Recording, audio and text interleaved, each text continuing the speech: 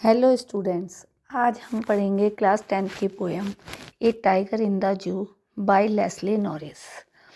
This poem a tiger in the zoo by Leslie Norris describes the pathetic condition of the tiger in the zoo. In this poem, the poet has tried to differentiate between the life of a tiger in the zoo and the life of a tiger in the jungle. तो poet ने हमें इस poem के through दो images बताई हैं।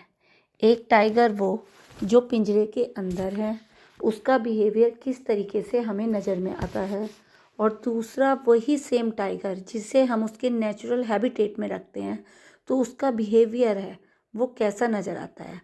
तो यहाँ पर कंट्रास्ट है between tiger in the zoo and tiger in the natural habitat. तो अब हम समझते हैं इसकी लाइन बाय लाइन एक्सप्लेनेशन। तो फर्स्ट स्टैंजा में पोइट हमें समझा रहे हैं, he stalks in his vivid stripes the few step of his cage on pads of velvet quiet in his quiet rage. तो फर्स्ट स्टैंजा में पोइट हमें जो टाइगर केज में बंद है उसके बारे में बता रहे हैं कि वो टाइगर अपनी स्पष्ट धारियों के साथ few step of his cage, अपने केज में, क्योंकि वो केज में बंद है तो वो ज़्यादा खुल के तो चल नहीं पा रहा है, वो कुछ ही कदम अपने पिंजरे के अंदर चल रहा है विद वेलवेट पैड्स, यानी गद्देदार तलवों के साथ उस पिंजरे में कुछ ही कदम चल पा रहा है। क्योंकि वो पिंजरे में बंद है, और जो उसकी स्ट्रिप्स बनी हुई हैं बॉडी पे वो बहुत स्पष्ट हैं, चमकीली हैं, और इसलिए ही वो बिना आवाज़ किए, क्योंकि उसके पैर वेलवेट के, उसके नीचे गद्देदार वेलवेट लगी हुई है पैरों में, तो इसीलिए वो बिना आवाज़ के उस केज में चल रहा है। लेकिन क्योंकि उसका नेचुरल हैबिटेट जंगल है, इसीलिए उसे उस केज में चलते हुए रेज यानी गुस्सा आ रहा है। फिर भी वो अपने गुस्से को शांति से, क्वाइट रेज, शांति से अपने क्रोध को थामे हुए, रोके हुए उस केज में कुछ ही कदम चल रहा है। अब सेकंड स्टैंजा में पोइट हमें फॉरेस्ट में लेके जा रहे हैं। He should be lurking in shadow sliding through long grass near the water hole where plump deer pass. तो अब वो हमें जंगल में रहने वाले टाइगर की बात बता रहे हैं। वो इमेजिन कर रहे हैं कि वो टाइगर शेडो में बैठ के घात लगाकर बैठ गया है।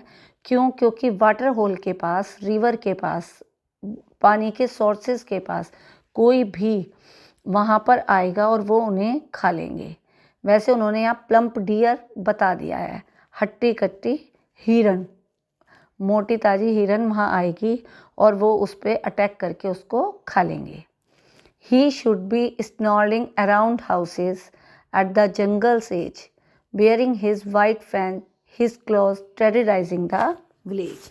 तो थर्ड स्टैंजा में पोइट अभी भी हमें फॉरेस्ट में रहने वाले टाइगर के बारे में बता रहे हैं कि किस तरीके से वो टाइगर जो जंगलों में रहते हैं, वहाँ के जितने भी जंगल के आसपास के जो घर हैं, वो उन लोगों को किस तरीके से अपने वाइट दांतों से, नुकीले दांतों से, उन पंजों से किस तरीके से उन लोगों को डरा रहे हैं।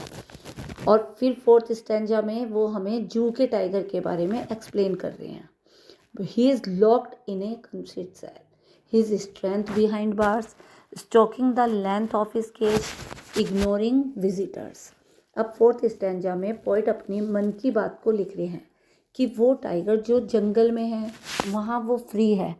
उसी टाइगर को जब केज में डाल दिया जाता है, उन मजबूत कोठरियों में डाल दिया जाता है, उन्हें कैद कर लिया जाता है, तो वहाँ वो उन सलाखों के पीछे बंद हो जाते हैं।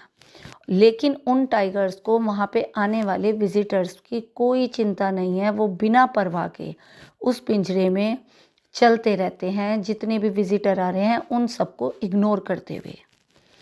अब लास्ट स्टैंजा में पोइट हमें बता रहे हैं, he hears the last voice at night the patrolling cars and stairs with his brilliant eyes at the brilliant stars. तो 5 स्टैंजा में पोइट हमें कह रहे हैं कि रात के टाइम केज में रहने वाले टाइगर क्या करते हैं, वो बता रहे हैं। जो लास्ट में पेट्रोलिंग की कार जू के अंदर आती है, वो घूमती है, वो सिर्फ उनकी आवाज़ों को सुनते हैं और अपनी ब्रिलियंट आइज से, चमकदार आँखों से वो उन ब्रिलियंट स्टार्स को घूरते रहते हैं, उन चमकीले तारों को देखते रहते हैं। तो ये थी हमारी लाइन बाय लाइन एक्सप्लेनेशन। और ये पोयम हमें एक मोरल भी देती है, और वो मोरल क्या है कि that man is unjust and cruel to animal, for his own amusement he has taken away the freedom of animal. इसीलिए we should allow animal to live in their natural habitat. हमें अपने स्वार्थ के लिए, अपने मनोरंजन के लिए जानवरों को पिंजरे में बंद करना नहीं चाहिए। Thank you student, have a nice day.